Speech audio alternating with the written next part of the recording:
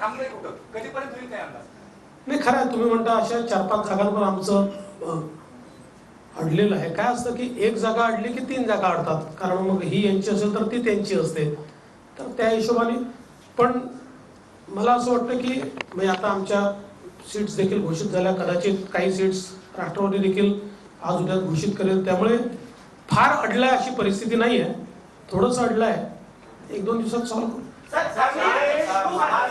Party join कर सकते हैं क्या? चर्चा चली, संभावना है, आप बताइए कितना तक सचिव आपके संपर्क में है? कौन? अमित देशमुख। कहीं से भी मेरे संपर्क में अमित देशमुख नहीं है, उनके भारतीय जनता पार्टी के प्रवेश की कोई चर्चा नहीं है। मुझे ऐसा लगता है कि देखिए कोई हमारा विरोधी भी है तब भी उसको बिना कारण के संशय के घेरे में लाना ये ठीक राजनीति नहीं है। सूरज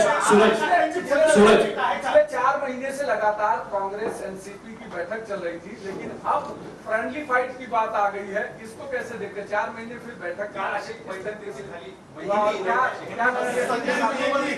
देखिए, चाहे वो महाविकास आघाड़ी हो चाहे इंडी अलायंस हो, ये फ्रेंडली फाइट ही है।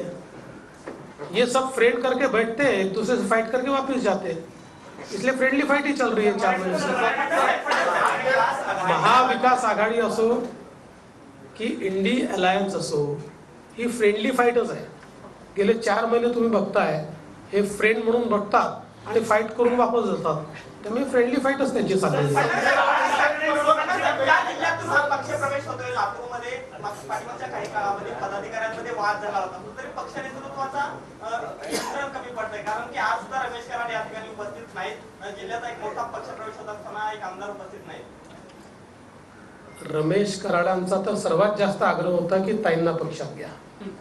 आता सगळे रोज पोहोचूच शकतील असं नाही आहे, कोणाला काही काम असतात, काही अडचणी असतात, त्याच्यामुळे कोणाच्याही मनात काही शंका नाही, इथे कुठलाही संघर्ष नाही।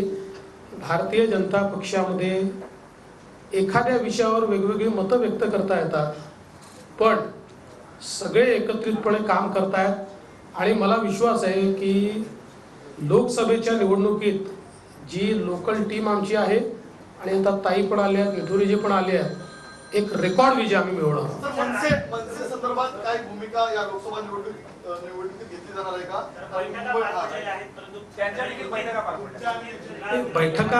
बैठका झाल्या आहेत याबद्दल कुठलेही दुमत नाही आहे।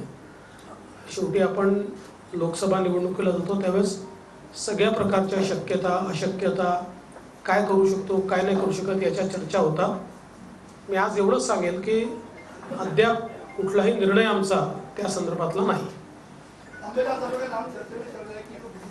बोल दिया भैया, क्यों बेचारे अंबादास दानवे जी को, विपक्ष के नेता है, क्यों उनको इतना परेशान कर रहे हो आप? चलो सर्वांचे मनापासून धन्यवाद। तर आपण बघतोय की एकीकडे डॉक्टर अर्चना पाटील चाकूरकर यांचा भाजपमध्ये आज पक्षप्रवेश झालेला आहे, तर त्याच वेळी देवेंद्र फडणवीसांनी असं स्पष्ट केलेलं आहे की अंबादास दानवे असोत किंवा अमित देशमुख असोत यांच्याबाबत पक्षप्रवेशाची कोणतीही माहिती माझ्याकडे नाही, यांचा कोणताही संपर्क नाही। मराठवाड्यातल्या मोठ्या नेत्यांना आमच्याकडे पक्षप्रवेश केलेला आहे, त्याच्यामुळे मराठवाड्यात काँग्रेसला हा मोठा धक्का मानला जातोय।